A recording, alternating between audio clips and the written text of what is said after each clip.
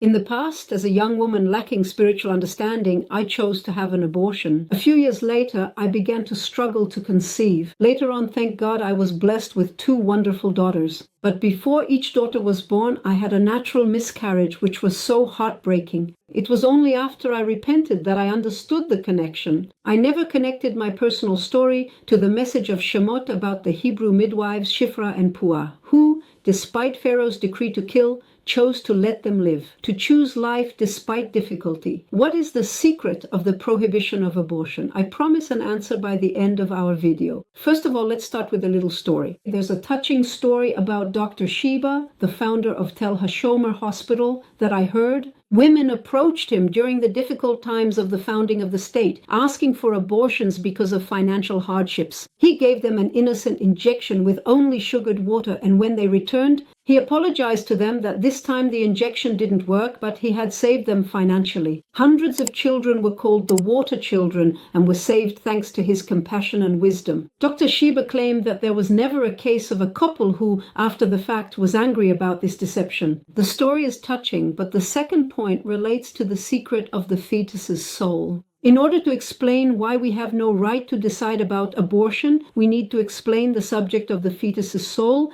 and when the soul enters the fetus. In short, we are made up of a body and a soul that animates the body. At the moment of fertilization, the soul enters its body through the sperm because the soul is in the sperm and not after 40 days as is commonly thought today. Third point, 2 aspects. A, but what about women's rights? And B, what do we do? A, regarding the rights, our right as women is to protect our bodies and their sanctity, but we have no right whatsoever over the soul of the fetus. In the egg fertilized by the sperm, there is a soul. It is cast out in torment. An abortion sends the fetus's soul to the worlds of the murdered, called the waiting worlds. There it suffers because every soul comes for rectification, and this soul's rectification was interrupted by the abortion. So B, what do we do? How do we make amends if an abortion has already happened? If an abortion was performed intentionally, or even if it happened naturally, both parents must atone through repentance and confession to the Holy One. Blessed be He.